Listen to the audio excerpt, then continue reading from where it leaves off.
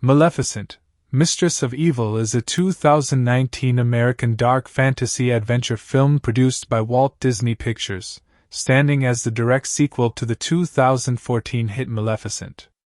The film was directed by Joachim Ronning, a Norwegian filmmaker known for his work on Pirates of the Caribbean, Dead Men Tell No Tales, and it was written by Linda Wolverton, Noah Harpster, and Micah Fitzgerald Blue, with Wolverton having also penned the original film. Produced under the banners of Walt Disney Pictures and Roth Films, with Joe Roth and Angelina Jolie herself serving among the producers, the movie was filmed primarily in the United Kingdom, utilizing the expansive resources of Pinewood Studios to build its richly detailed fairy tale kingdoms. Maleficent, Mistress of Evil continues the reimagining of the classic Sleeping Beauty tale from the perspective of the once villainous fairy, expanding the mythology introduced in the first film into a larger conflict between the human and fairy worlds. The story picks up several years after the events of the first movie, with Aurora now ruling as Queen of the Moors, the enchanted forest realm, while Maleficent continues to watch over her from the shadows as a protective, if still fearsome, godmother figure. The plot of Maleficent, Mistress of Evil begins with Aurora, now Queen of the Moors, being asked for her hand in marriage by Prince Phillip, the son of King John and Queen Ingrid of the neighboring human kingdom of Ulstead. Maleficent is deeply uneasy about this union, sensing that the peace between humans and fairies remains fragile, and her instincts prove correct when she attends a dinner at Ulstead Castle to formally meet Aurora's future in-laws. During this dinner, tensions rise as Queen Ingrid needles Maleficent with pointed remarks about the war between their kinds, eventually provoking Maleficent into an emotional outburst of magic that unintentionally causes King John to fall into an enchanted sleep, making it appear as though Maleficent has cursed him out of malice. In reality, the audience soon learns that Queen Ingrid orchestrated the entire incident using a poison rose specifically designed to frame Maleficent, revealing her as the true architect of chaos hiding behind a polished, regal exterior. Devastated and wounded after being shot by a soldier loyal to Ingrid using a weapon made of iron, a substance lethal to fairies, Maleficent flees and nearly dies, only to be rescued by a mysterious winged creature who turns out to be one of her own kind, a dark fae. This rescue leads Maleficent into a hidden underground world of dark fae creatures who have been living in secrecy for generations, having been hunted nearly to extinction by humans. Here she meets Conall, the wise and peace-seeking leader of this fae colony, and Bora, a more aggressive and vengeful fae who wants to wage full-scale war against humanity for the suffering his kind has endured. Maleficent learns more about her true origins and the deep history of her people, all while Queen Ingrid uses Maleficent's apparent attack on King John as justification to rally the kingdom of Ulstead toward war against the Moors and all fairy kind. Ingrid secretly stockpiles a powerful iron-based weapon capable of mass destruction against the Fae, intending to use Aurora and Philip's wedding as the perfect cover and trigger for a coordinated extermination campaign. Meanwhile, Aurora, believing Maleficent has abandoned her or worse, is manipulated by Ingrid into doubting her godmother, creating a heartbreaking rift between the two characters whose bond was the emotional core of the first film. As the wedding day arrives, the true scale of Ingrid's betrayal is revealed when she unleashes her iron powder weapon and mind-controlled soldiers upon the unsuspecting fairy guests attending the ceremony, turning what should have been a joyous union into a brutal battlefield. Maleficent, having reconciled with Aurora after uncovering the truth about Ingrid's manipulations, returns just in time to fight back, aided by Diaval, her ever-loyal shape-shifting raven companion, as well as Conall's dark fae forces who arrive to join the battle despite their earlier reluctance. During the climactic confrontation, Maleficent is fatally struck once again by iron, appearing to perish, only to undergo a phoenix-like rebirth, emerging in a fiery, more powerful form that finally confirms her true identity as the legendary Phoenix of Fairy prophecy, a being of immense power tied to the survival of her entire race. With her newfound strength, Maleficent turns the tide of battle, while Aurora manages to reach and calm the mind-controlled Queen Ingrid's own soldiers, and Ingrid herself, cornered by her own hatred and schemes, meets her downfall after transforming into a monstrous creature using the same iron weapon she intended for the fairies. The film closes with peace finally restored between the human and fairy kingdoms, Aurora and Philip's wedding completed under much happier circumstances, and Maleficent embracing her role as both protector of the Moors and matriarch of the newly revealed dark fae community, symbolizing unity between two worlds that had been divided by fear and misunderstanding for far too long. The cast of Maleficent, Mistress of Evil is anchored by Angelina Jolie reprising her iconic role as Maleficent, delivering a performance that balances icy menace with deep maternal warmth, cementing the character as one of the most memorable reinterpretations of a classic Disney villain. Elle Fanning returns as Princess Aurora, portraying her growth from an innocent young woman into a compassionate and capable queen who must navigate the painful complexities of loyalty, love, and truth. Harris Dickinson stepped into the role of Prince Phillip for this installment, replacing Brenton Thwaites from the first film, bringing a gentle sincerity to the character who finds himself caught between his mother's schemes and his love for Aurora. Michelle Pfeiffer delivers a standout performance as Queen Ingrid, crafting a villain whose calm, composed exterior masks a ruthless and calculating mind, making her one of the more compelling human antagonists in recent Disney fare. Sam Riley returns as Diaval, Maleficent's shape-shifting confidant, providing much of the film's wit and heart, while Chiwetel Ejiofor joins the cast as Kamal, the noble leader of the Dark Fae who serves as a mentor figure to Maleficent as she learns about her heritage. Ed Skrein plays Bora, the fierce and battle-hardened Dark Fae who represents the more militant response to humanity's historical cruelty toward fairies. Robert Lindsay portrays King John, Philip's father, whose enchanted sleep sets much of the plot's conflict into motion, and the film also features Imelda Staunton, Juno Temple, and Leslie Manville reprising their roles as the three well-meaning but bumbling pixies Snodgrass, Thistlewit, and Flittle, who provide comic relief throughout the story. Maleficent, Mistress of Evil was officially released in theaters on October 18, 2019, distributed worldwide by Walt Disney Studios Motion Pictures. The film arrived 5 years after its predecessor and served as an ambitious expansion of the Maleficent universe, deepening the mythology of the fairy world while introducing higher-stakes political and social conflict between species. Marketing for the film included multiple theatrical trailers that teased the fractured relationship between Maleficent and Aurora, the sinister intentions of Queen Ingrid, and the grand-scale battle sequences that would define the film's climax, generating strong anticipation among fans of the first film who were eager to see how the story of this beloved reimagined villain would continue. The trailers emphasized themes of family, betrayal, and the blurred line between good and evil, staying true to the tone established by the original Maleficent, while promising a more expansive and visually spectacular sequel. In terms of overall reception and legacy, Maleficent, Mistress of Evil continued the franchise's tradition of re-examining classic fairy tale narratives through a morally complex lens, presenting Maleficent not simply as a redeemed villain but as a fully realized character with her own community, history, and internal struggles. The film's exploration of prejudice, fear of the unknown, and the consequences of unchecked political ambition through the character of Queen Ingrid added a layer of thematic depth that resonated with audiences looking for more than a simple good versus evil narrative. The visual effects team crafted an expanded version of the Moors and introduced the hidden Dark Fae world with striking creature designs and immersive environments, while the costume and production design continued the richly detailed aesthetic that had become a hallmark of the franchise since the first film.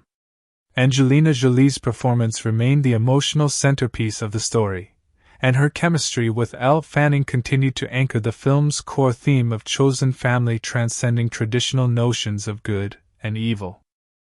The story of Maleficent, Mistress of Evil opens in the lush, glowing world of the Moors, the enchanted forest realm that Maleficent has protected for so many years, now flourishing more vibrantly than ever under the joint stewardship of Maleficent and Queen Aurora.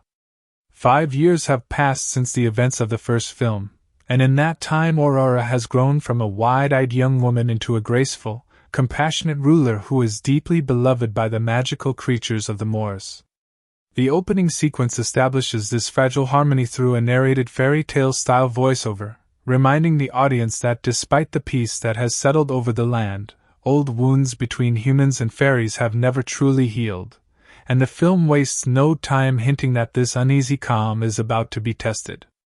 We see glimpses of Aurora tending to her kingdom with warmth and fairness, walking among the moor's strange and beautiful creatures with an ease that shows how thoroughly she has embraced her role as their queen, while Maleficent watches over her from a distance, still fiercely protective, still slightly detached from human affairs, and still carrying the horns and wings that mark her as something other than entirely good or entirely evil. The narrative tension begins in earnest when Prince Phillip, now portrayed with earnest devotion, arrives in the moors to propose marriage to Aurora. Their courtship has blossomed in the years since the first film, and Philip's proposal is framed as a hopeful symbol of unity between the human kingdom of Ulstead and the fairy kingdom of the moors, two realms that have historically regarded each other with suspicion and hostility. Aurora accepts joyfully, envisioning her marriage as the very bridge that could finally end centuries of division. However, this joy is immediately undercut by Maleficent's reaction. When Aurora rushes to share the news with her godmother, Maleficent's face betrays a flicker of something like grief rather than celebration, and though she tries to mask it, her wariness about humans, particularly about the idea of Aurora leaving the moors to live among people who have historically hunted and feared fairies, becomes an early emotional fault line in the story. Maleficent voices her concerns gently at first, questioning whether this marriage is truly wise, whether humans can be trusted to accept a fairy queen into their world without incident, and whether Aurora is ready to leave behind the home that Maleficent has spent years protecting for her. Aurora, in turn, pushes back with the confidence of someone who has grown up and formed her own convictions, insisting that Philip loves her and that this marriage represents hope rather than danger. This disagreement, though handled with tenderness rather than anger in this early scene, plants the seed for the much larger rupture between the two characters that will unfold as the story progresses. Despite her reservations, Maleficent agrees to attend a formal dinner at Ulstead Castle to meet Philip's parents, King John and Queen Ingrid, in order to discuss the terms of the impending marriage and to show good faith toward a lasting peace. This dinner sequence is one of the most pivotal in the entire film, structured almost like a slow-burning thriller disguised as a polite royal gathering. From the moment Maleficent arrives at the castle, we sense her profound discomfort in this ornate, human-dominated space filled with iron chandeliers, religious imagery, and rigid social customs that stand in stark contrast to the wild, organic beauty of the moors. King John greets her with genuine warmth and hospitality, clearly wanting to build a real friendship between their families, and for a moment it seems as though the evening might proceed smoothly. Queen Ingrid, however, immediately reveals herself as a far more complicated and calculating figure. Beneath her polished, gracious exterior, she needles Maleficent with pointed comments about the long history of war and bloodshed between fairies and humans, subtly framing Maleficent as a savage creature who does not belong at a civilized table. She brings up the horrors of past battles, the loss of human life at the hands of fairies, and does so with such calm, practiced diplomacy that her cruelty is almost impossible to call out directly without seeming like the aggressor. As the dinner progresses, Ingrid continues to escalate her provocations, questioning Maleficent's fitness to be part of Aurora's life at all, and eventually pushing hard enough that Maleficent's carefully controlled composure begins to crack. In a moment of raw, wounded anger, Maleficent's magic flares involuntarily, and though she does not consciously intend to harm anyone, the surge of dark energy washes over King John, who suddenly collapses into an unnatural, deep sleep resembling a curse. The room erupts into chaos, with guards and courtiers immediately assuming that Maleficent has attacked the king out of pure malice, exactly as the audience later discovers Ingrid intended all along. What no one else in the room realizes, but what the audience is shown through a chilling reveal, is that Ingrid had secretly slipped King John a poison derived from a rare curse rose earlier that evening, a poison she had been cultivating for a long time specifically to fake an attack that could be blamed on Maleficent, giving her the perfect pretext to justify war against the fairies while positioning herself as a grieving, wronged queen protecting her family and kingdom. In the pandemonium that follows, soldiers loyal to Ingrid move against Maleficent, and in a particularly brutal and emotionally devastating turn, one of them shoots her with a weapon forged from iron, the one substance capable of truly wounding or even killing a fairy. Wounded and reeling, Maleficent flees the castle in her raven-like winged form, her strength fading rapidly as the iron poison spreads through her body. She crashes into the wilderness far from both the moors and Ulstead, collapsing near death, betrayed and misunderstood by the very people she had tried to make peace with. Just as all seems lost, she is found and rescued by a mysterious, powerful winged figure who turns out to be a member of a hidden race of dark fae, fairies who share Maleficent's horned, winged nature but who have lived in secretive exile for generations after being nearly wiped out by human persecution.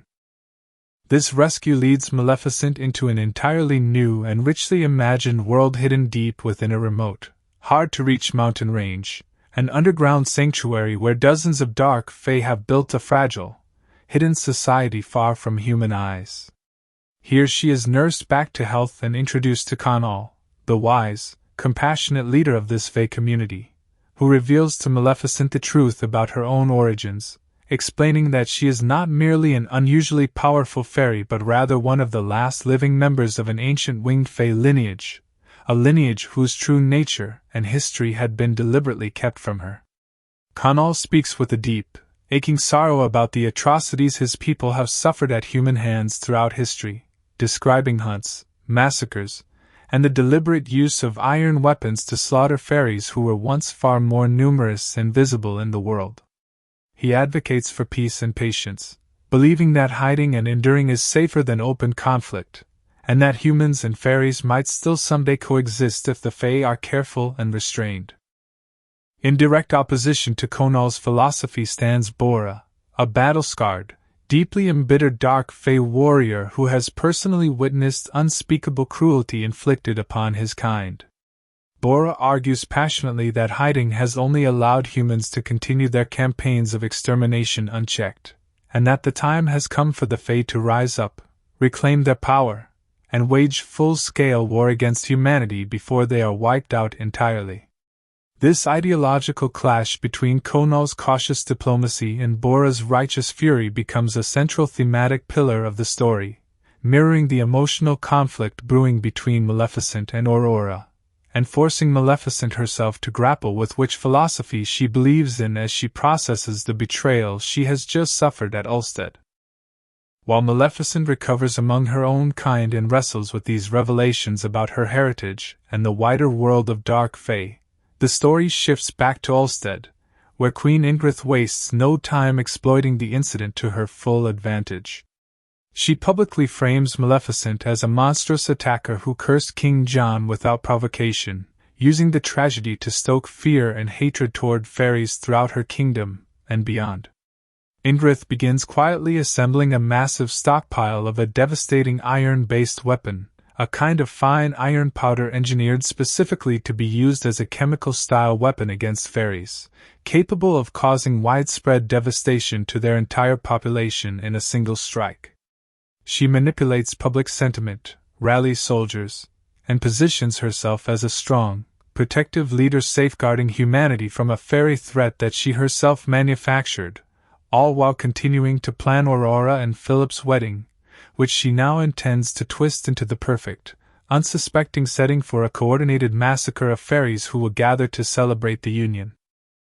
Aurora, devastated and confused by what appears to be Maleficent's unprovoked attack on King John, finds herself increasingly isolated and vulnerable to Ingrid's manipulations. Believing that her godmother has abandoned her or worse, betrayed her trust entirely, Aurora begins to doubt everything she once believed about Maleficent's love and protection. Ingrid carefully nurtures this doubt, positioning herself as a comforting, motherly presence to Aurora during this time of confusion, all while secretly ensuring that Aurora remains oblivious to the true scope of her murderous plans. This section of the film makes with dramatic irony, as the audience watches Aurora slowly being drawn deeper into Ingrid's orbit, trusting a woman who is simultaneously plotting the destruction of everything Aurora holds dear, including the fairy world she was raised to protect. Meanwhile, Maleficent, still healing physically and emotionally from her wounds, begins to learn more about the ancient prophecy tied to her people, a prophecy foretelling the arrival of a legendary phoenix-like being with the power to save or doom the entire Fae race depending on the choices they make. Conall recognizes hints of this destiny within Maleficent herself, though the full truth of her identity, as this prophesied being, remains only partially understood at this point in the story, adding a layer of mythic, almost messianic weight to her personal journey that will pay off dramatically later in the film. Diaval, Maleficent's ever-loyal shape-shifting companion, remains steadfastly by her side throughout this period, serving as both emotional anchor and voice of reason, gently urging her to consider reconciliation with Aurora rather than succumbing entirely to anger or isolation, and reminding her of the deep, genuine love that still exists between godmother and goddaughter despite the painful misunderstanding currently driving them apart. As the wedding day approaches, Ingrid accelerates her plans, secretly deploying enchanted, mind-controlled soldiers equipped with her devastating iron weapon and preparing to spring her trap the moment the ceremony brings large numbers of fairies from the moors into Ulstead Castle to celebrate the marriage. The tension of the story builds steadily as multiple threads converge, with Maleficent slowly beginning to suspect that something is deeply wrong with the narrative Ingrid has constructed, especially after learning more about the true nature of the iron weapon being amassed and piecing together clues that point toward Ingrid's manipulation of the entire incident at the dinner. Driven by her love for Aurora despite their painful rift, and pushed further by Diaval's steady encouragement, Maleficent makes the difficult decision to return to Ulstead, determined to warn Aurora of the danger before it is too late, even at great personal risk given how thoroughly she has been vilified throughout the kingdom. The wedding day itself arrives amid tightly controlled, seemingly picture-perfect royal splendor, with fairies from the moors and dignitaries from Ulstead gathering together under the guise of celebrating unity between their two worlds. Aurora, still uncertain about Maleficent's absence and harboring lingering hurt and confusion, prepares to marry Philip in a ceremony meant to symbolize lasting peace. However, just as the wedding proceeds, Maleficent arrives, and in an emotionally charged confrontation, the truth about Ingrid's manipulation, the poisoned rose, the framing of Maleficent, and the entire scheme designed to justify war against the fairies begins to unravel in front of both families. Aurora, faced with undeniable proof of her future mother-in-law's deception, experiences a devastating but clarifying moment of realization, and the rift between her and Maleficent begins to heal as the two reconcile amid the mounting crisis. Before reconciliation can fully settle, Ingrid reveals her true colors in spectacular, terrifying fashion, unleashing her stockpiled iron weapon and mind-controlled soldiers upon the unsuspecting fairy guests gathered for the wedding, turning the joyous ceremony into a brutal, chaotic battlefield within moments. Fairies who had come in good faith to celebrate love and unity suddenly find themselves fighting for their lives against iron-based weaponry designed specifically to kill their kind, while human soldiers under Ingrid's magical or psychological control clash violently with Fae warriors who arrive just in time to join the fight, including Conall's community of dark Fae who overcome their earlier reluctance to engage directly with humans once they see the scale of the threat unfolding before them. In the midst of this chaotic, high-stakes battle, tragedy strikes when Conall is mortally wounded defending his people, a loss that devastates the Fae community and further galvanizes Bora's long-simmering rage into open, righteous fury on the battlefield. Maleficent herself, throwing herself into the fight to protect both her fairy kin and the humans she has come to care about through Aurora, is once again struck by iron, this time delivering what appears to be a fatal blow. As she collapses, seemingly dying for a second and final time, the emotional weight of the film reaches its climax, with Aurora rushing to her side in anguish, refusing to accept that she might lose her godmother just as they have finally reconciled. In a breathtaking, transformative sequence that fulfills the prophecy hinted at earlier in the story, Maleficent does not simply die from her wounds but instead undergoes a dramatic, fiery rebirth, erupting from the ashes of her apparent death in a magnificent, phoenix-like form more powerful and awe-inspiring than anything seen from her before. This transformation confirms what Conall had begun to suspect, that Maleficent is indeed the legendary phoenix of ancient fate prophecy, a being whose survival and rebirth carries profound significance for the future of her entire race. Reborn with renewed strength and clarity, Maleficent turns the tide of the battle decisively, using her restored power to protect both fairies and innocent humans from the carnage still unfolding around Ulstead Castle. As the battle rages toward its conclusion, Aurora plays a crucial role of her own, using her deep, empathetic connection with both the human and fairy worlds to reach out to Ingrid's mind-controlled soldiers, calming them and breaking the psychological hold that has driven them to fight against their will. This act of compassion helps turn the momentum of the battle away from further senseless slaughter, demonstrating that Aurora's strength lies not in raw magical power but in her capacity for empathy and diplomacy, qualities that ultimately prove just as vital to resolving the conflict as Maleficent's newfound phoenix abilities. Meanwhile, Queen Ingrid, cornered and increasingly desperate as her carefully constructed plans collapse around her, makes one final, drastic attempt to secure victory by exposing herself directly to her own iron weapon in a bid to gain overwhelming power, a decision that instead transforms her into a monstrous, corrupted creature consumed by the very hatred and iron-based magic she had weaponized against the fairies. This grotesque transformation serves as a fitting, almost poetic downfall for a character whose entire arc has been defined by manipulation, prejudice, and an insatiable hunger for control, ultimately destroyed by the same tools of destruction she sought to use against others. With Ingrid defeated and the immediate threat neutralized, the battle at Ulstead Castle draws to a close, leaving behind a landscape scarred by conflict, but also opening the door to genuine healing between the human and fairy kingdoms for the first time in generations. King John, freed from Ingrid's earlier manipulations and having survived his enchanted sleep, emerges as a figure capable of helping guide Ulstead toward a more honest and equitable relationship with the Moors moving forward, no longer shadowed by his wife's hidden agenda of hatred and domination.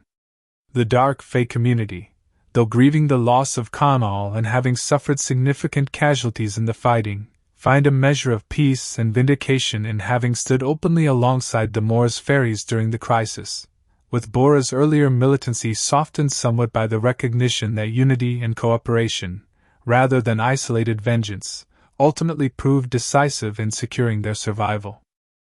The film's final act shifts toward a tone of hopeful restoration, with Aurora and Philip finally able to complete their wedding ceremony under far happier and more genuine circumstances than the chaos that had originally interrupted it, symbolizing a renewed, more honest foundation for unity between humans and fairies going forward.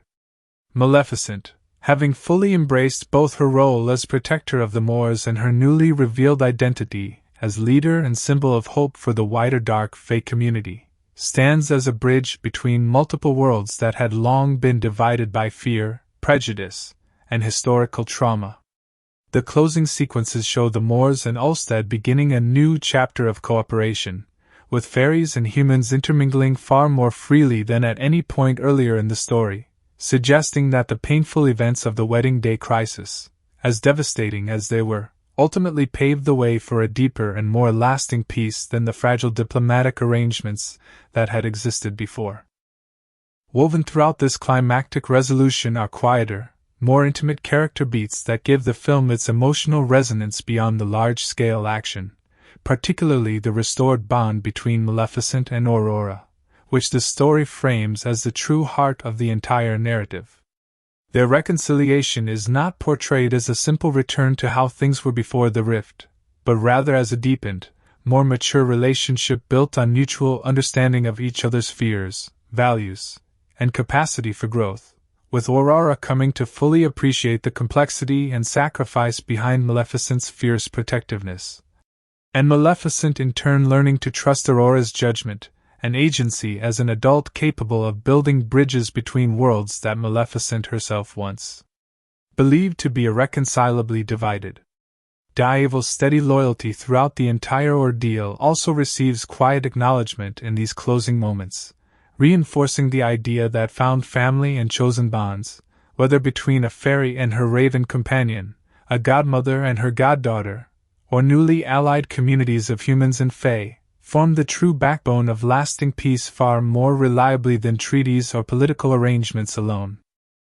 By the film's conclusion, Maleficent, Mistress of Evil leaves its audience with a story that has expanded well beyond the intimate, single-kingdom fairy tale reimagining of its predecessor into a much broader mythology involving hidden fae civilizations, ancient prophecies,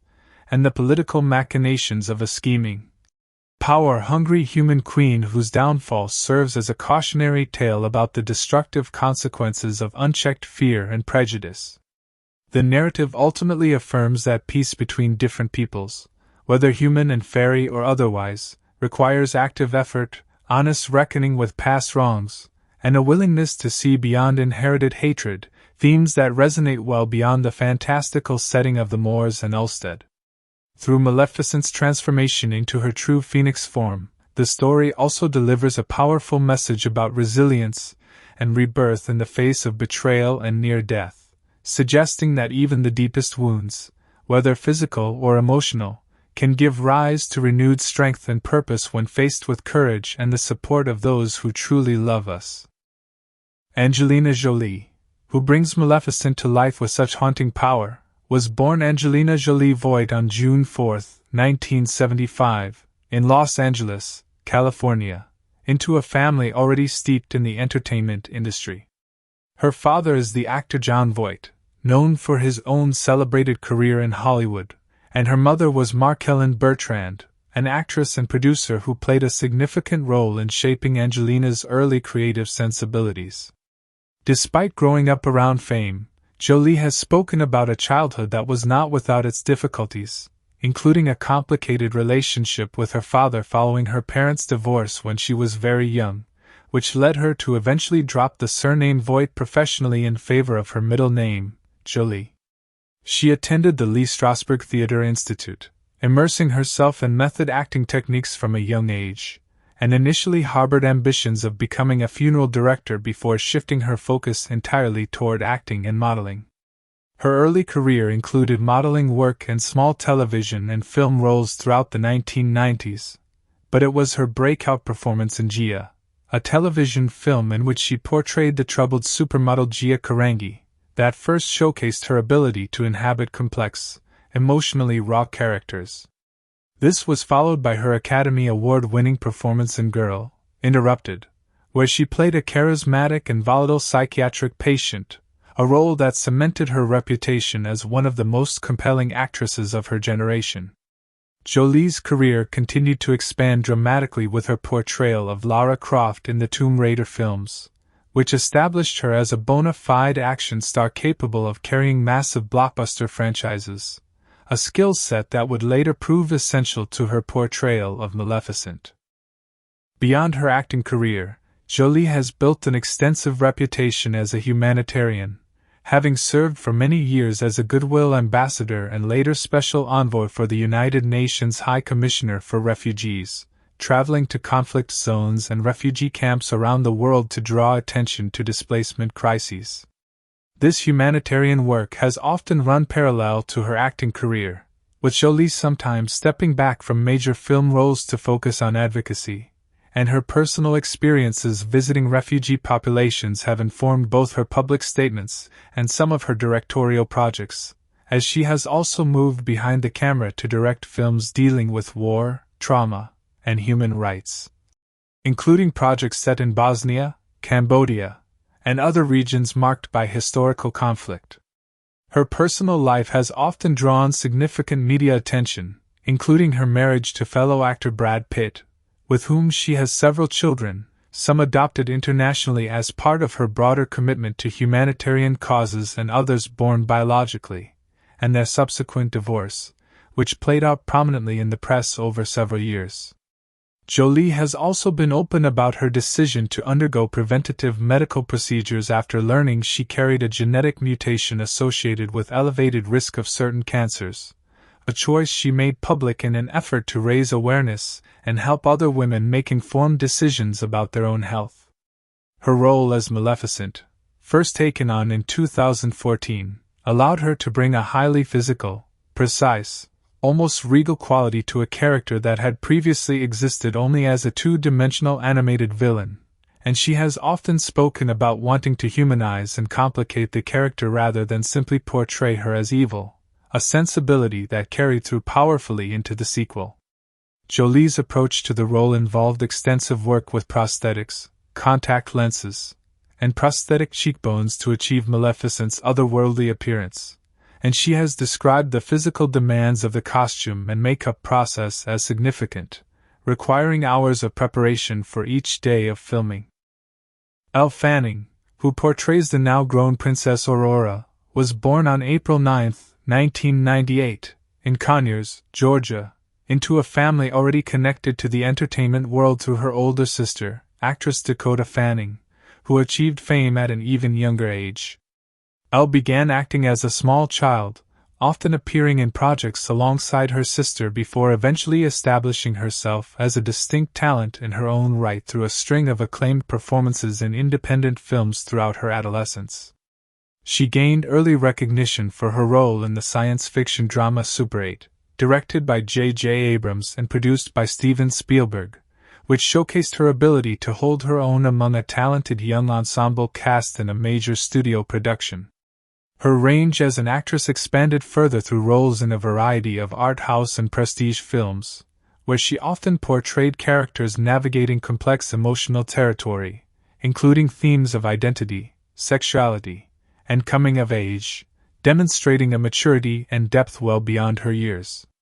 Fanning's casting as Aurora in the first Maleficent film came at a pivotal moment in her career, allowing her to step into a major Disney franchise while also continuing to build a reputation for thoughtful, nuanced performances in smaller, more auteur-driven projects. Throughout the years between the two Maleficent films, Fanning continued to diversify her filmography considerably, taking on roles in prestige television projects, as well as portraying historical and literary figures in various films, showcasing an unusual willingness for someone so young to move fluidly between big-budget studio fare and more challenging, character-driven work. In portraying Aurora's evolution into a young queen navigating political marriage and generational conflict in Mistress of Evil, Fanning brought a grounded emotional honesty to a character who could easily have remained a passive fairy tale princess, instead giving Aurora agency, doubt, and genuine moral complexity as she grapples with the manipulation orchestrated by Queen Ingrid throughout the film. Michelle Pfeiffer, who delivers one of the film's standout performances as the coldly calculating Queen Ingrid, was born on April 29, 1958, in Santa Ana, California, and grew up in a working-class family before pursuing a career first in beauty pageants and modeling as a young woman, experiences that eventually led her toward acting. Pfeiffer's early film career in the late 1970s and early 1980s included smaller roles before she achieved significant recognition for her performance in the musical crime film Grease 2, though it was her role in Scarface, opposite Al Pacino, that truly established her as a rising star capable of holding her own in a demanding, high-profile production. Throughout the 1980s and into the 1990s, Pfeiffer built one of the most versatile and acclaimed careers of her generation, earning multiple Academy Award nominations for a range of performances that span musical drama, romantic comedy, and intense character study, showcasing her remarkable ability to move between genres while maintaining a consistent level of craft and presence. Perhaps most relevant to her later casting as a Disney villain, Pfeiffer became closely associated with portraying complex, morally ambiguous women throughout her career, including her widely praised turn as Catwoman in Batman Returns, a performance that has remained iconic in the decades since its release and that demonstrated her comfort with characters who blur the line between sympathetic and menacing. Pfeiffer took a notable step back from the intensity of major film work during parts of the 2000s to focus on raising her family, though she never fully left the industry, continuing to take select roles throughout this period. Her return to more prominent studio productions in the years leading up to Mistress of Evil, including significant roles in major franchise films, positioned her well for a role like Queen Ingrid, which called for precisely the kind of restrained, elegant menace Pfeiffer had spent decades perfecting, and critics and audiences alike responded strongly to her performance, with many considering her portrayal of the manipulative queen to be one of the more memorable Disney villain performances of recent years due to the way she layered courtly grace over ruthless calculation. Harris Dickinson, who took on the role of Prince Phillip for this installment after Brenton Thwaites originated the character in the first film, was born on December 27, 1996, in Leytonstone, East London, England. Dickinson's path into acting was somewhat unconventional compared to traditional drama school routes, as he initially explored other creative pursuits, including writing and directing his own short films, before fully committing to acting as a career. He gained significant early attention for his performance in the independent drama Beach Rats, an American production in which he portrayed a young man in Brooklyn grappling with his sexuality, a role that required him to adopt an American accent and demonstrated considerable range for a young actor still early in his career. This performance earned him substantial critical praise and helped establish him as an actor to watch, leading to subsequent roles that showcased his versatility across both independent and more mainstream productions. Dickinson has spoken about his interest in choosing roles based on the quality and challenge of the material rather than simply pursuing the most commercially visible opportunities, a philosophy that has led him to alternate between smaller character-driven films and larger studio productions throughout his career. His casting as Prince Phillip in Mistress of Evil represented a notable entry into major franchise filmmaking, requiring him to bring warmth and sincerity to a character whose primary function within the story is to serve as the emotional and political bridge between Aurora and his manipulative mother, Queen Ingrid, a role Dickinson approached by emphasizing Philip's genuine, if somewhat naive, decency amid the more overtly conniving members of his family. Sam Riley, who returns as Diaval, Maleficent's shape-shifting raven companion, was born on January 8, 1980, in Menston, West Yorkshire, England. Riley's path to acting began somewhat unusually, as he originally pursued music, playing in bands during his youth before transitioning toward acting as his primary creative outlet.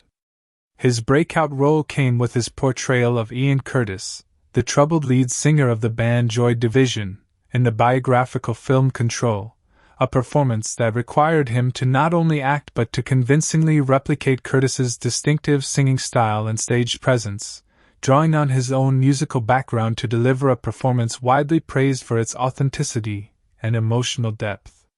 This role established Riley as a serious dramatic talent and led to a series of further film roles throughout the following years, in which he continued to demonstrate a preference for complex, often brooding characters across a range of genres including literary adaptations and period dramas.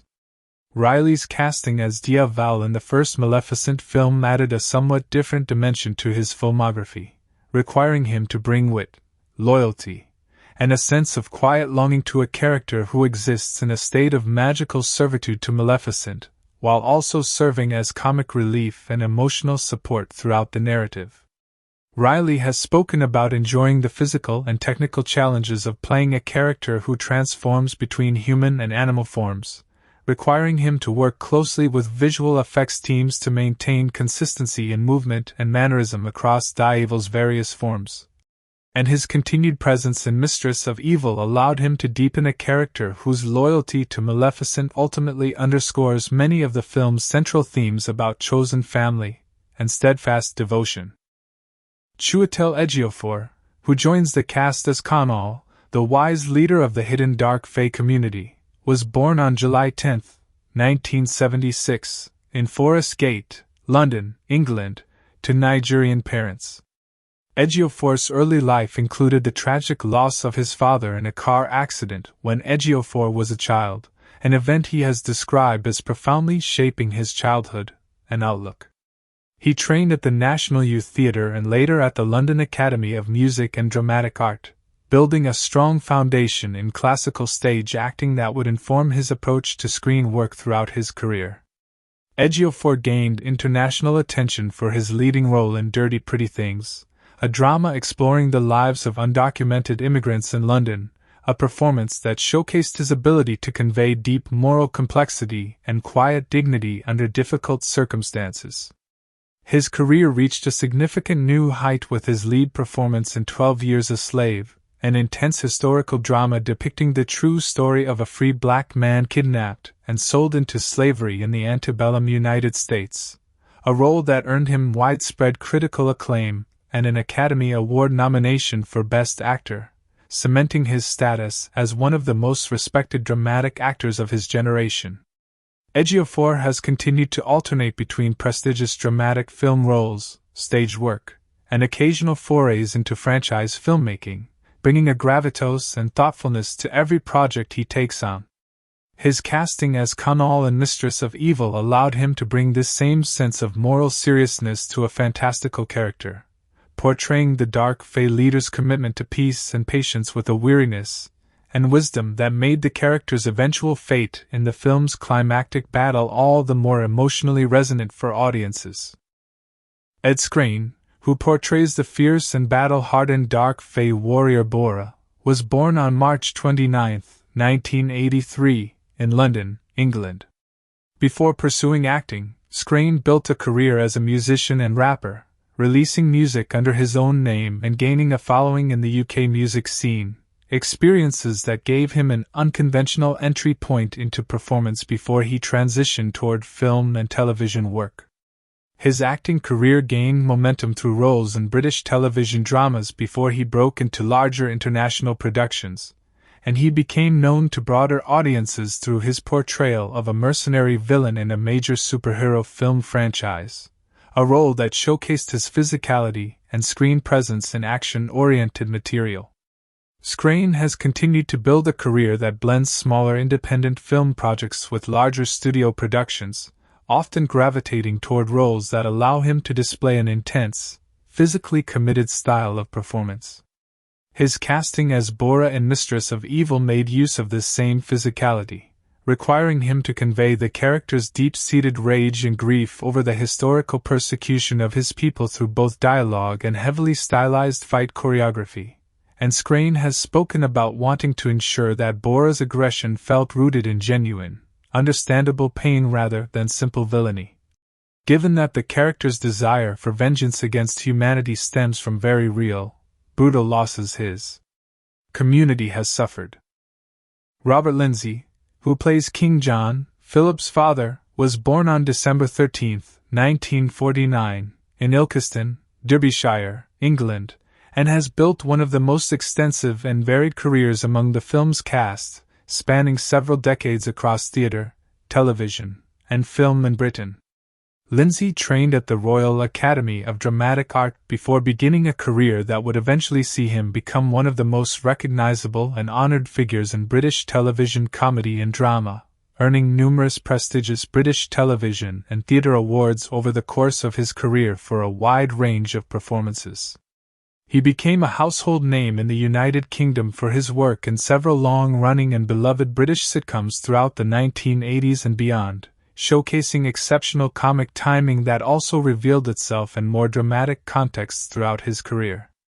In addition to his television work, Lindsay has maintained an active and celebrated stage career, appearing in numerous West End productions across a range of genres including musical theatre, classical drama, and contemporary plays, further establishing his reputation as one of British theatre's most versatile performers.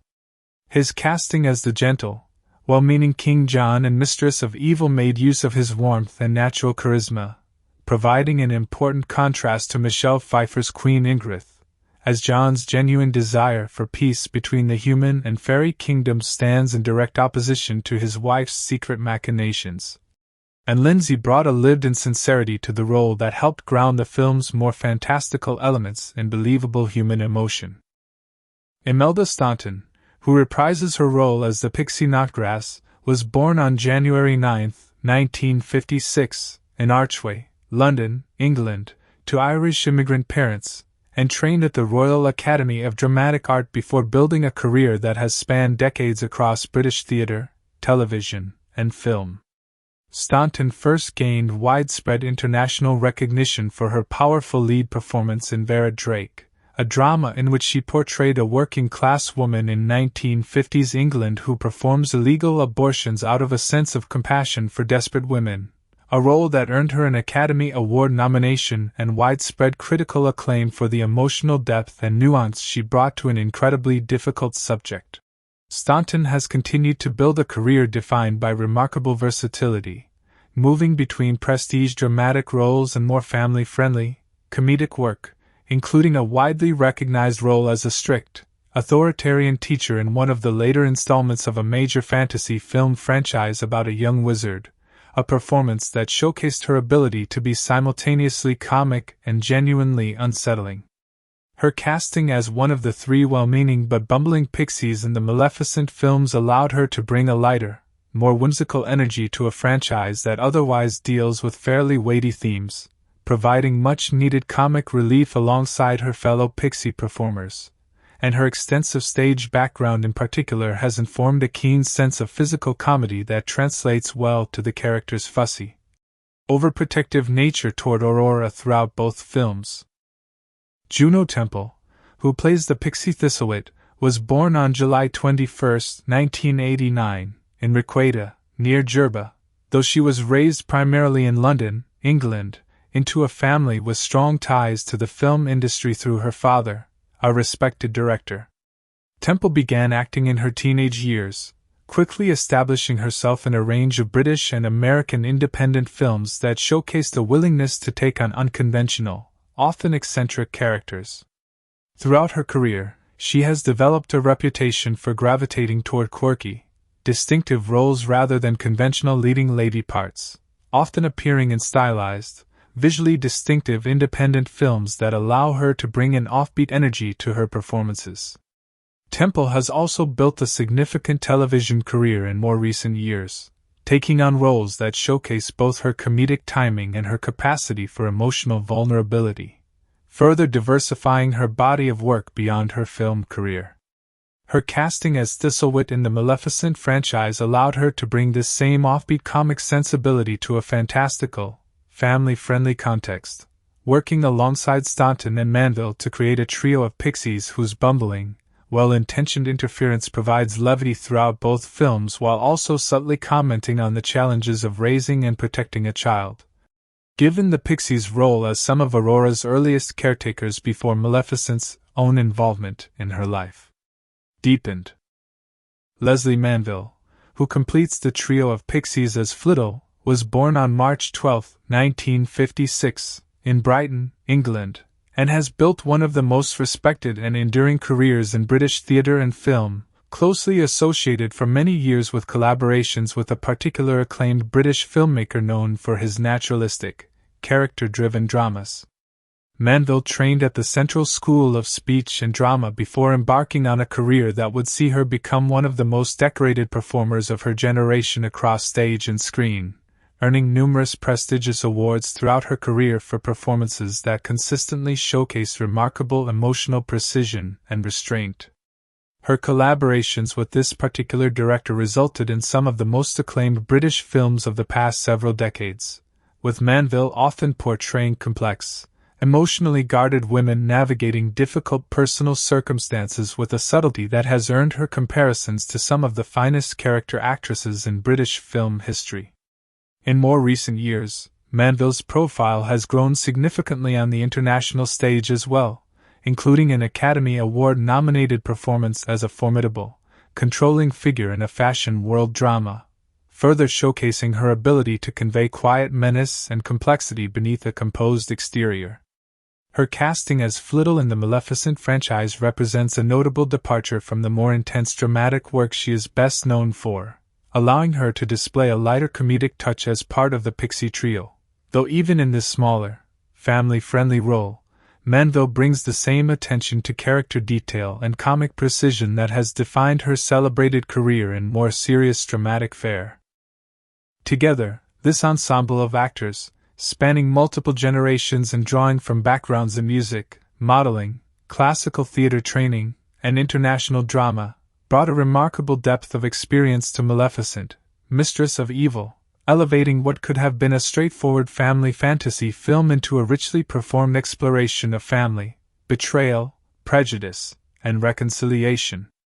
Angelina Jolie's combination of humanitarian gravity and blockbuster star power anchored the film's emotional core, while Michelle Pfeiffer's decades of experience portraying morally complex women allowed Queen Ingrid to emerge as a genuinely compelling antagonist rather than a simple cartoonish villain.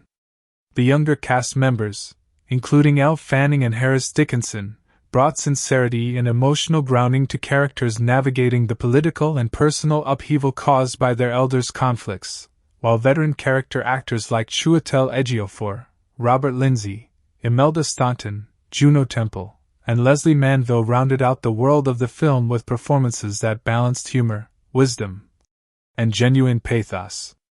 Sam Riley's continued embodiment of Diavel provided a through line of loyalty and levity across both films,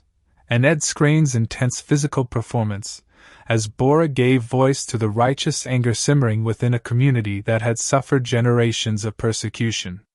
This combination of seasoned dramatic talent and rising stars allowed Mistress of Evil to explore its themes of division and reconciliation with a level of emotional authenticity that resonated strongly with audiences and critics alike, ensuring that the film's messages about the dangers of prejudice and the value of chosen family carried genuine weight throughout its runtime. Maleficent, Mistress of Evil arrived as one of the more expensive family fantasy productions of 2019, with a reported production budget of $185 million, a substantial figure that placed enormous pressure on the film to perform strongly both domestically and internationally in order to justify its costs. This budget covered not only the elaborate practical sets, costumes, and prosthetics required to bring the moors and Ulstead to life, but also the extensive visual effects work needed to render the dark Fey world, the Phoenix transformation sequence, and the large-scale battle that closes the film. Industry analysts noted at the time that with such a heavy price tag combined with a considerable global marketing spend, the film would need to gross somewhere around $475 million worldwide just to break even, and closer to $500 million to become profitable theatrically, a bar that reflected just how much money Disney had poured into bringing this expanded fairy tale universe to the screen. The pressure on the sequel was also amplified by the fact that its budget landed in almost exactly the same range as the original film, which had been produced for roughly $180 million,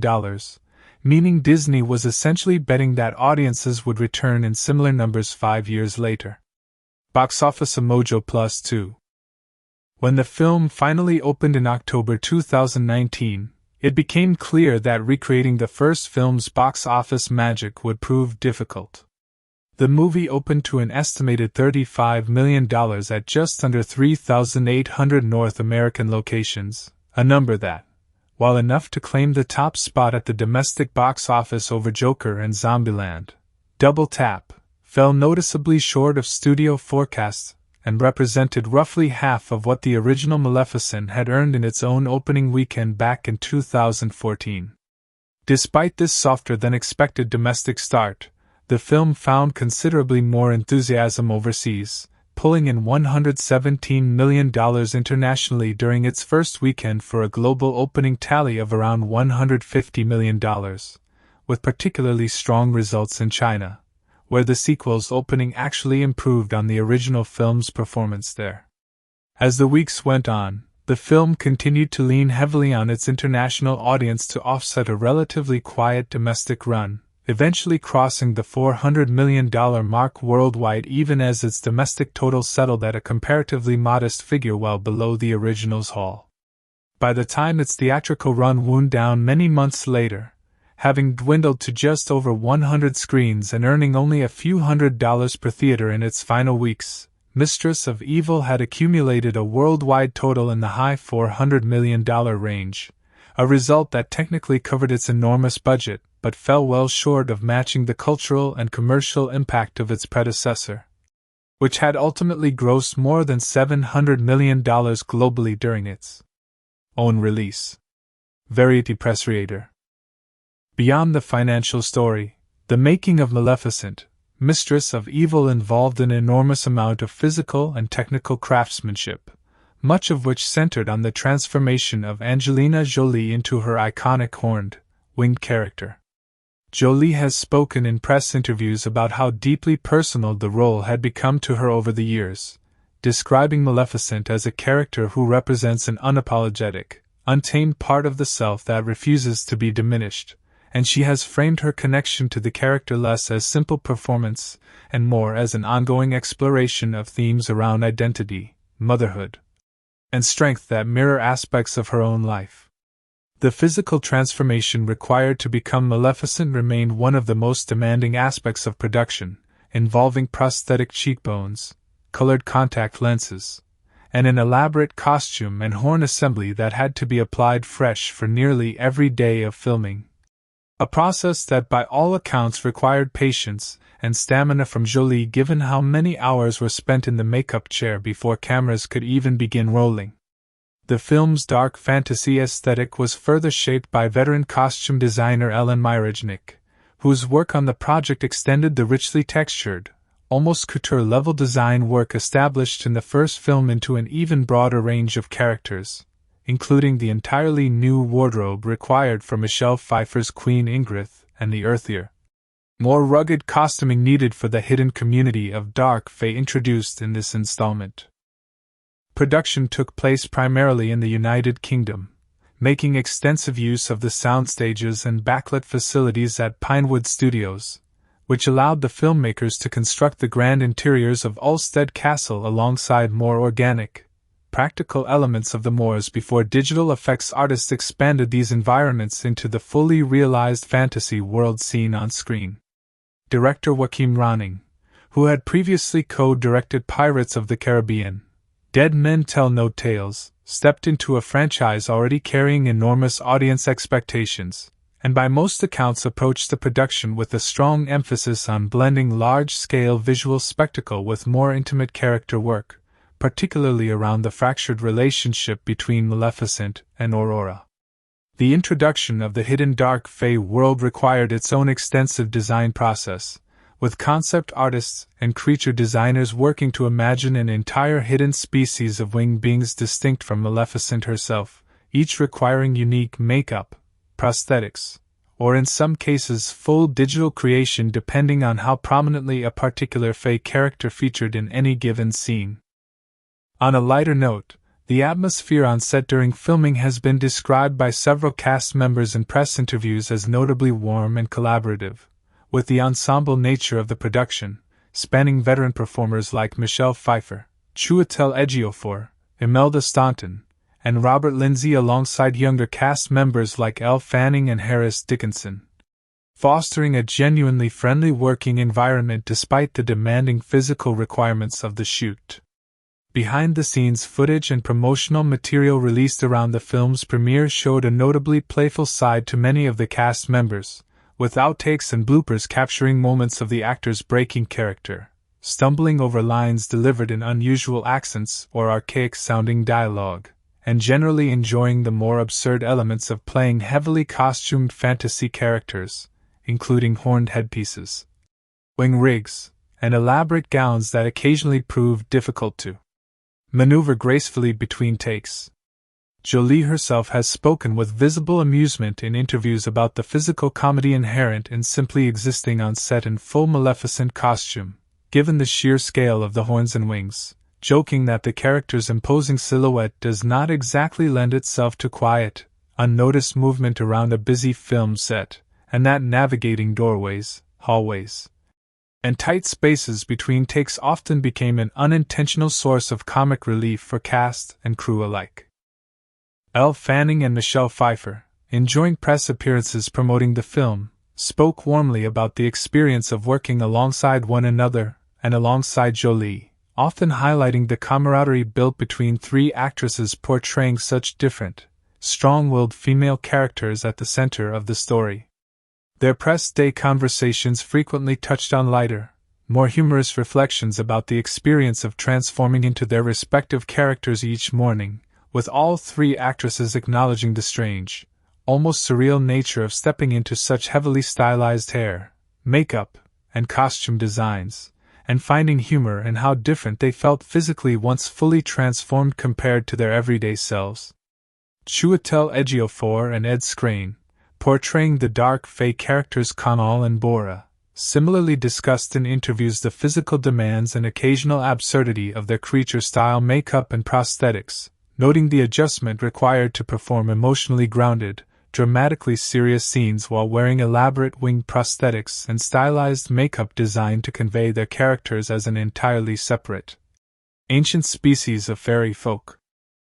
The film's junket and press tour also generated a number of genuinely funny, off-the-cuff moments, with journalists and cast members alike leaning into the inherent silliness of certain interview settings, including fans and reporters showing up to red carpet events wearing their own Maleficent-style horns in tribute to Jolie's character, a sight that visibly delighted the actress during premiere coverage.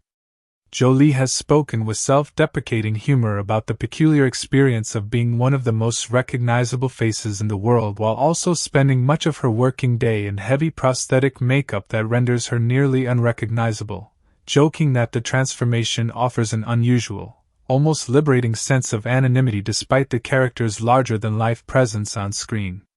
The overall tone described by those involved in the production suggests a set that, despite the weighty themes of betrayal, war, and political manipulation running through the film's plot, remained a genuinely enjoyable and often light-hearted place to work, buoyed by a cast of experienced performers who clearly relished the opportunity to bring such a richly imagined, fantastical world to life together. Taken as a whole, the making of Maleficent, Mistress of Evil reflects the significant financial and creative ambition Disney invested in expanding this reimagined fairy tale universe, from its substantial budget and international filming logistics to the painstaking physical transformations required of its cast and the collaborative, often playful atmosphere that reportedly defined much of the production. While the film's box office performance ultimately fell short of matching the runaway success of its 2014 predecessor, the scale of craftsmanship, the camaraderie among its ensemble cast, and the genuine enthusiasm expressed by its stars throughout the production and promotional process all point to a project that, whatever its commercial ceiling, was built with considerable care, creativity, and good humor behind the scenes. Maleficent, Mistress of Evil arrives at a fascinating intersection of cultural history, drawing on centuries-old fairy tale tradition while simultaneously participating in a distinctly modern trend of re-examining classic villains through a more sympathetic, humanized lens. To understand the cultural weight this film carries, it helps to trace the origins of the Sleeping Beauty story itself, which predates Disney by hundreds of years and has roots in European oral folklore before being formally written down by Italian author Giambattista Basile in the 17th century in a much darker, more violent version than modern audiences would recognize. The tale was later softened and popularized by French writer Charles Perrault, and further reshaped by the Brothers Grimm in Germany, before Tchaikovsky's celebrated ballet adaptation in the late 19th century cemented many of the story's most iconic musical and visual motifs, including the famous waltz melody that Disney would later adapt for its own 1959 animated version. Disney's original animated Sleeping Beauty, released in 1959, introduced the world to Maleficent as one of the studio's most visually striking and memorably malevolent villains, a character whose cold elegance and command of dark magic made her stand apart from many of Disney's earlier antagonists. For decades, Maleficent existed in the public imagination purely as an embodiment of unmotivated evil, a villain whose curse upon an infant princess seemed to spring from little more than wounded pride at not being invited to a christening. It was this flattened, one-dimensional portrayal that the 2014 live-action Maleficent, and subsequently this sequel, sought to complicate and enrich, reflecting a broader cultural shift in how contemporary storytellers approach classic villains. This broader trend of villain re-examination has become one of the defining storytelling movements of the past 2 decades, visible not only in the Maleficent films but across an entire wave of properties that ask audiences to reconsider familiar antagonists through the lens of trauma, circumstance, and misunderstood motivation rather than innate wickedness. This cultural moment reflects a growing interest in moral complexity within mainstream family entertainment, moving away from clear-cut good versus evil narratives towards stories that ask harder questions about how prejudice, fear, and historical grievance shape the actions of those we once simply labeled as villains. Maleficent, Mistress of Evil pushes this re-examination even further than its predecessor by introducing an entire hidden civilization of dark fae who have suffered generations of persecution at human hands, effectively reframing Maleficent's own villainy in the original animated film as a reasonable, if extreme, response to historical trauma rather than an expression of innate malice.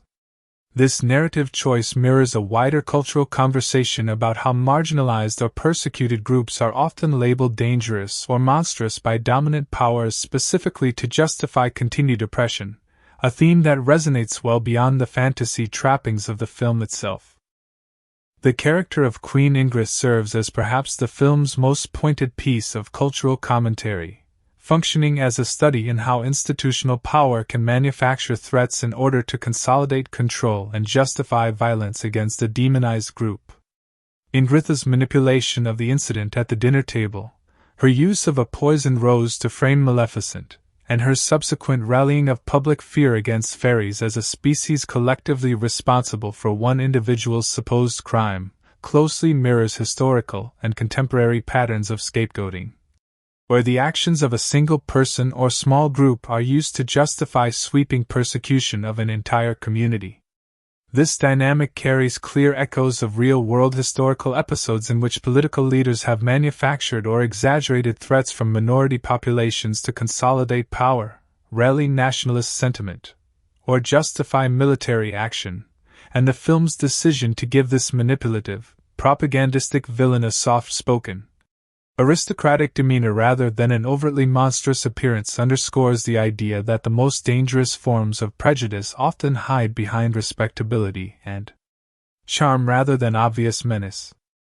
The film's central weapon, the iron base powder that Ingress stockpiles specifically to exterminate fairies during the wedding, carries particularly loaded historical resonance when viewed through the lens of genocide and ethnic cleansing, as the imagery of a ruling power secretly amassing a specialized weapon designed to eliminate an entire population under the guise of a peaceful,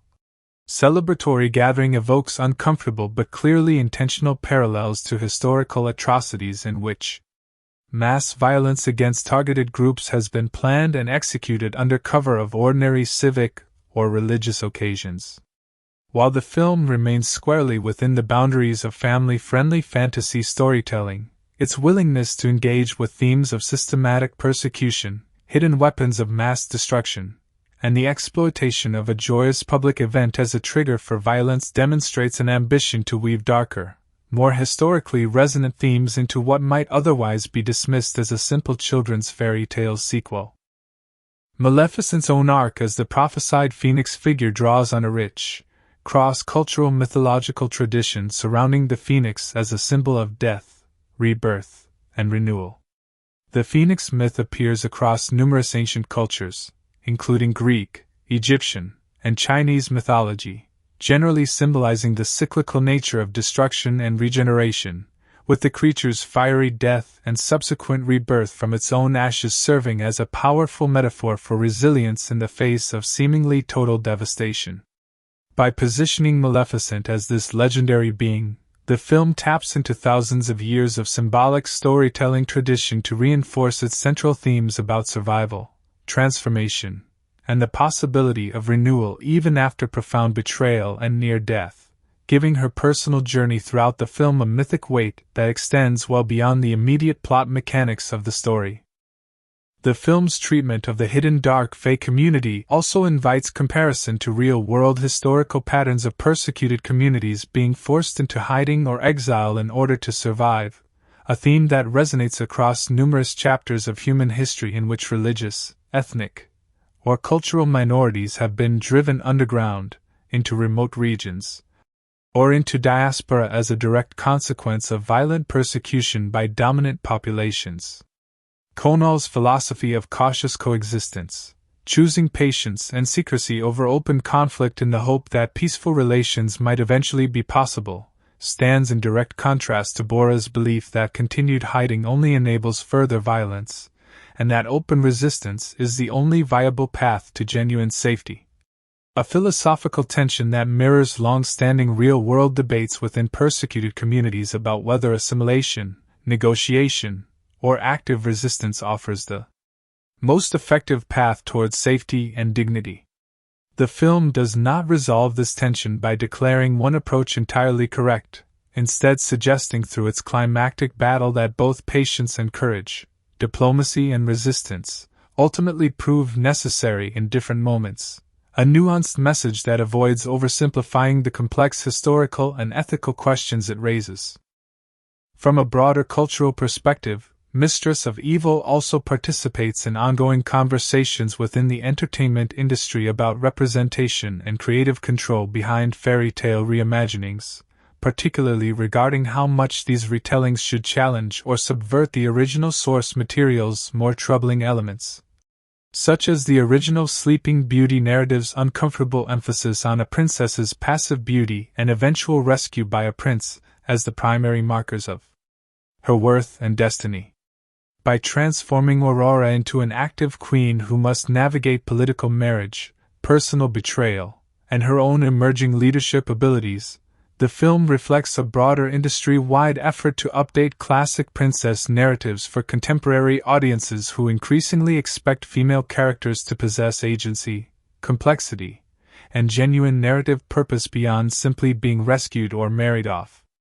Elle Fanning's portrayal of Aurora as a queen actively working to bridge two divided worlds, rather than a passive figure waiting for external forces to determine her fate, exemplifies this cultural shift toward more empowered reimaginings of classic fairy tale heroines. The film's emphasis on the relationship between Maleficent and Aurora as a chosen, non-biological family bond also reflects broader cultural conversations around expanding definitions of family beyond strict biological or traditional structures, presenting a godmother figure who occupies a role that is neither strictly maternal nor merely protective but something more complex and reciprocal, built on mutual choice and earned trust rather than obligation. This theme of chosen family carries particular resonance in contemporary culture, where evolving social structures increasingly recognize and celebrate familial bonds built through choice, community, and deep personal commitment rather than strictly through blood relation, and the film's insistence that Maleficent and Aurora's bond represents genuine, powerful family love, regardless of their different origins and natures, speaks directly to this broader cultural embrace of expanded, non-traditional family structures. Historically, the film's production and release also occurred at a moment when Disney was in the midst of an extensive campaign of live-action reimaginings of its classic animated catalog.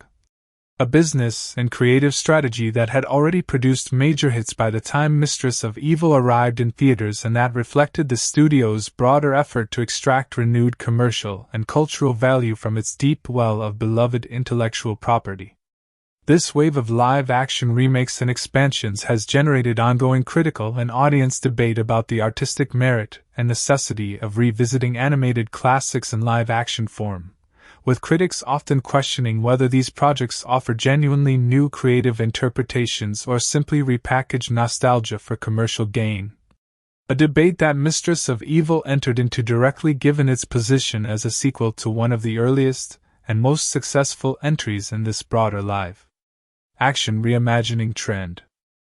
The film's underlying environmental themes also deserve cultural consideration, particularly through its depiction of the moors as a flourishing, magical natural landscape under constant threat from human industrial and military expansion, echoing broader contemporary anxieties about environmental destruction, habitat loss, and the encroachment of human development upon natural ecosystems and the creatures who depend on them. Queen Ingritha's iron-based weapon, designed specifically to poison and destroy fairy life on a mass scale, can be read as a none too subtle metaphor for industrial pollution and humanity's historical willingness to weaponize technological advancement against the natural world in pursuit of political or economic dominance, reinforcing the film's broader message about the dangers of prioritizing conquest and control over coexistence and stewardship. Additionally, the film's visual and production design draws heavily on real-world historical aesthetics, blending medieval European architectural influences in the design of Ulstead Castle with more organic, Art Nouveau-inspired natural forms in the moors, creating a visual language that reinforces the thematic divide between rigid, hierarchical human civilization and the more fluid, interconnected natural world of the fairies. This aesthetic contrast has historical roots in the broader Romantic-era artistic movement, which similarly celebrated untamed nature as a source of spiritual truth and freedom in contrast to the perceived corruption and artificiality of industrial human civilization, suggesting that the film's visual philosophy draws consciously or unconsciously on centuries-old artistic and philosophical traditions regarding the tension between nature and civilization. The film also carries an ironic historical undertone worth noting, given that Disney's original 1959 animated Sleeping Beauty was, at the time of its release, considered a significant financial disappointment for the studio due to its enormous production costs relative to its initial box office returns. Despite the film's now legendary status as a beloved animated classic celebrated for its groundbreaking visual style, there is a certain historical irony in the fact that Mistress of Evil, a direct descendant of this same story, likewise underperformed relative to its substantial budget and the lofty expectations set by its predecessor, suggesting an almost cyclical pattern across the decades in which ambitious, visually lavish interpretations of this particular fairy tale have repeatedly struggled to match their considerable costs with proportional box office success, even as both the original animated film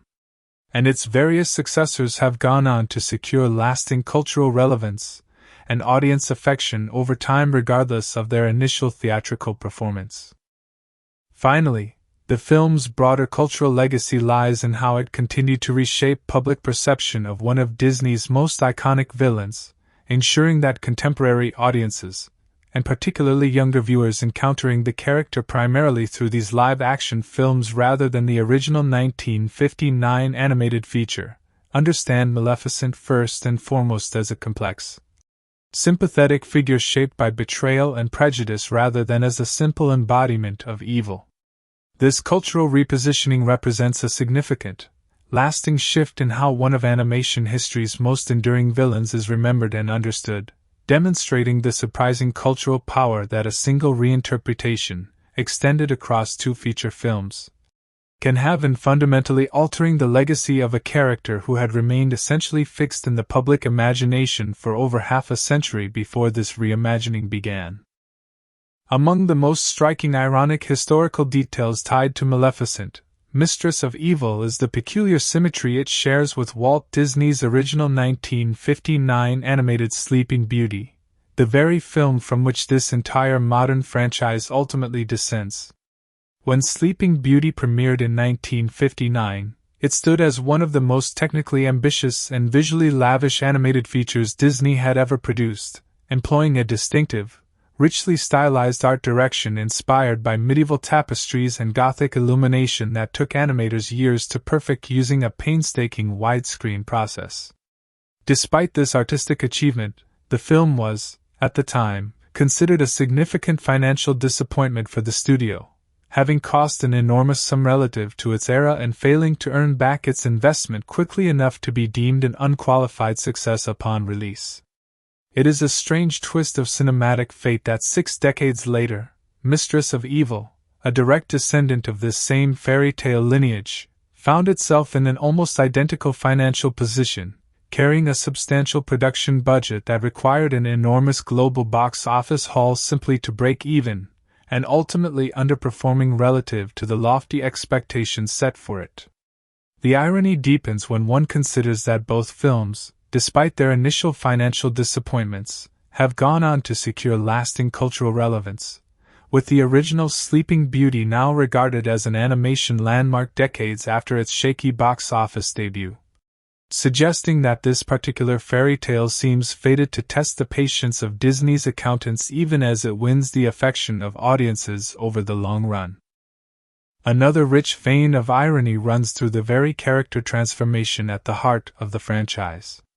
For decades following the 1959 film, Maleficent existed in popular culture as perhaps the purest embodiment of unmotivated evil in the entire Disney villain canon, a sorceress who curses an innocent infant to death seemingly out of nothing more than wounded vanity at being excluded from a royal celebration.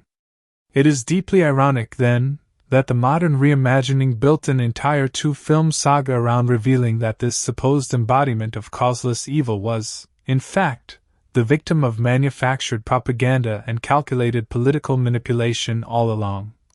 With Mistress of Evil taking this reversal even further by showing that Maleficent's apparent attack on King John was itself a frame job engineered by a human queen with far colder, more calculating motives than anything Maleficent herself ever displayed. The character originally created to represent evil incarnate has been methodically rewritten across two films into one of the more sympathetic and wronged figures in the entire story, while the ordinary-looking human aristocrat, dressed in soft pastels and courtly manners, emerges as the true architect of villainy. A reversal that inverts the entire visual and narrative logic of the original 1959 film, where evil wore horns and grand black robes rather than a queen's demure gown. This visual inversion produces its own layer of irony worth dwelling on at length, because the film deliberately dresses its true villain, Queen Ingrid, in the aesthetic language traditionally reserved for princesses and virtuous royal mothers: soft fabrics, warm color palettes, gentle smiles, and a composed, welcoming demeanor, while Maleficent, the character audiences are meant to root for by this point in the saga, retains her horns, dark wings, and severe cheekbones throughout. The irony here operates on multiple levels simultaneously, first subverting audience expectations built up over 60 years of associating Maleficent's silhouette with villainy, and second, delivering a pointed thematic statement about how real-world harm is so often perpetrated by those who look the least threatening, while those who appear frightening on the surface are frequently misjudged based on nothing more than unfamiliar appearance. The film essentially stages an extended argument that the most dangerous ideologies rarely announce themselves with horns and black robes, but instead arrive dressed in the reassuring, respectable trappings of legitimate authority. A message that becomes considerably more resonant precisely because it is delivered through a character whose physical design once represented the exact opposite lesson to generations of earlier viewers. A further layer of dramatic irony threads through the film's central plot mechanics themselves, since the audience is shown quite early and quite clearly that Queen Ingrid poisoned the rose and orchestrated King John's enchanted sleep, meaning that viewers spend the majority of the film watching Aurora, Maleficent, and virtually every other character operate under a false understanding of events that the audience alone possesses in full. This structural choice creates a sustained sense of dramatic tension precisely because of its irony, as we watch Aurora's trust in Maleficent erode over an incident we know to be a fabrication, and we watch an entire kingdom mobilize toward war based on a lie whose true architect sits calmly at the center of power throughout, unsuspected and unchallenged for most of the story's runtime. The device is, of course, a classic storytelling technique dating back centuries, yet its application here carries an extra ironic charge given that it mirrors, almost too neatly, real historical patterns in which the true instigators of conflict have often been the last to be suspected precisely because their position of established authority renders them least likely to be questioned by those around them. There is also considerable irony embedded in the film's central symbol of unity, the royal wedding between Aurora and Prince Phillip, which was conceived from its earliest planning stages by the in-world characters as a hopeful bridge meant to formally end generations of division and hostility between the human kingdom of Ulstead and the fairy kingdom of the Moors. Instead of fulfilling this intended purpose, the wedding becomes the exact setting Queen Ingrid selects for her attempted mass extermination of the fairies, meaning that the very ceremony designed to symbolize peace and reconciliation is transformed into the site of the film's most violent betrayal.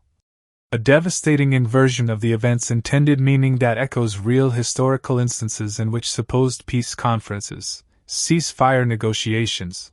or unity celebrations have occasionally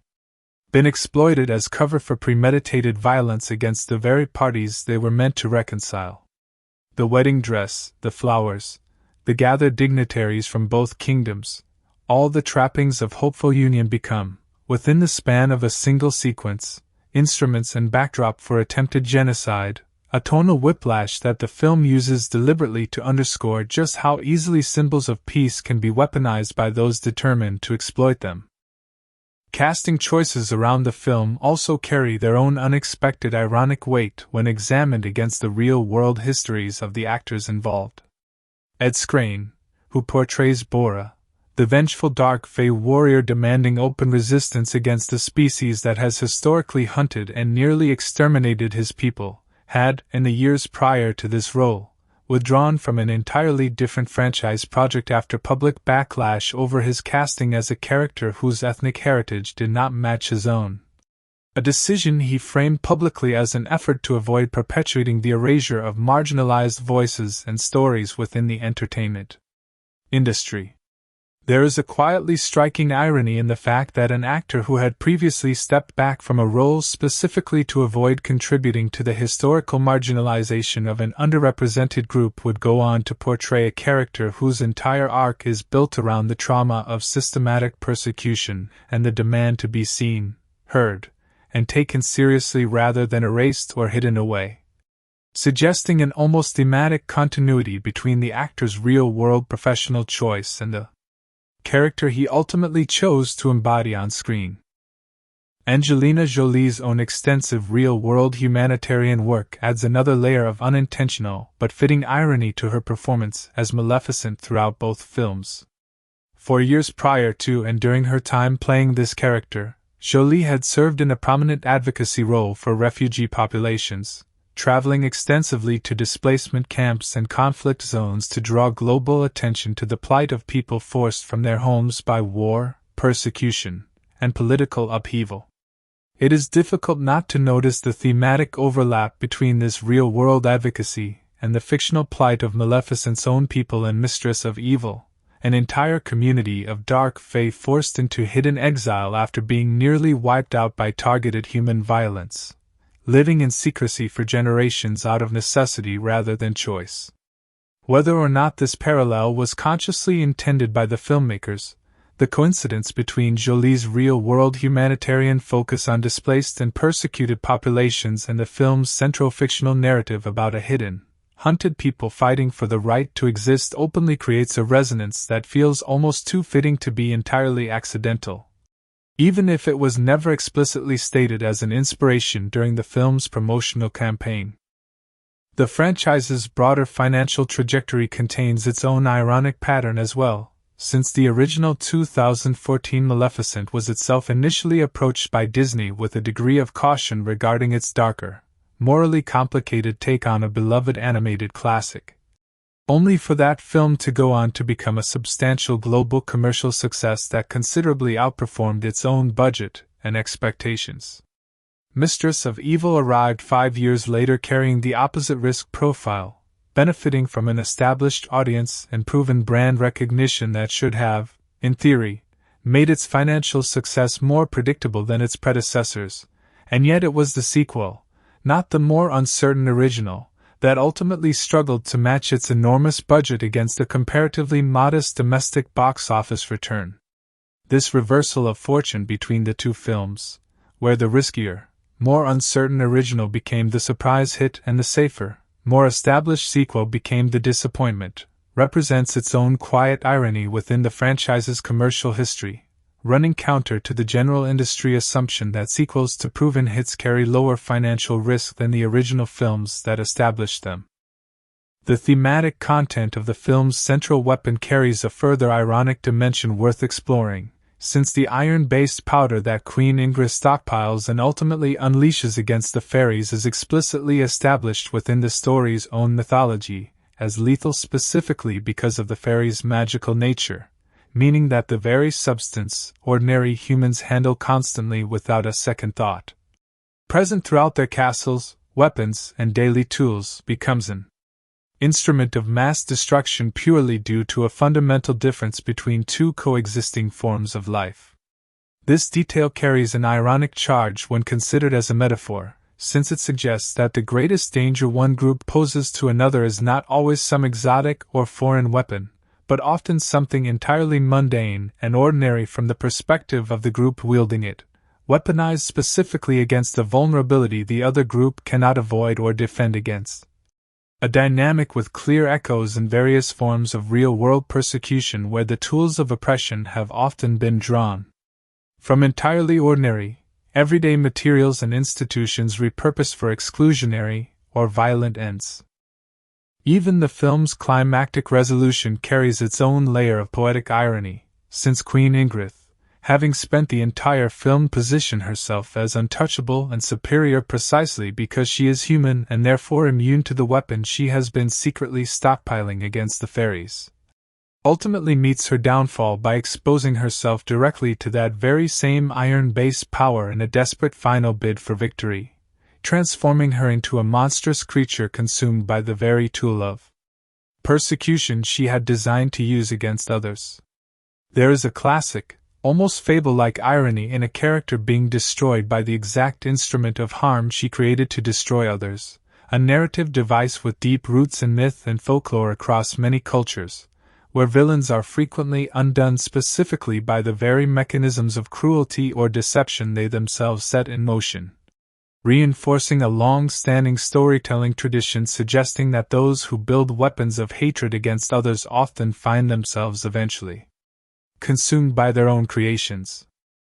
The film's treatment of Aurora as Queen of the Moors also contains an ironic echo of the original fairy tale's own history, since the earliest versions of the Sleeping Beauty narrative, dating back centuries before Disney's involvement, generally positioned the human princess as a passive figure whose entire narrative function revolved around being cursed, sleeping, and eventually being awakened and claimed by a prince, with virtually no agency of her own throughout the story. It is a fitting historical irony that this same princess, in her modern cinematic incarnation, has been transformed into an active ruler governing an entire realm of magical creatures, tasked with defending her people, navigating complex political marriage negotiations, and ultimately playing a decisive role in resolving a large-scale conflict through her own diplomatic skill rather than through rescue by any prince, effectively inverting centuries of the character's own narrative history within the very story that first introduced her to Western popular culture. Taken together, these layers of irony, spanning the film's production history, its casting choices, its visual symbolism, its plot mechanics, and its thematic content, reveal a movie considerably more self-aware and historically resonant than its family-friendly marketing might initially suggest. One that consistently plays with audience expectations built up over decades of fairy tale tradition, while simultaneously drawing quiet but deliberate parallels to real-world patterns of persecution, propaganda, and the often unpredictable financial fortunes that have followed this particular story since its earliest cinematic incarnation more than 60 years ago.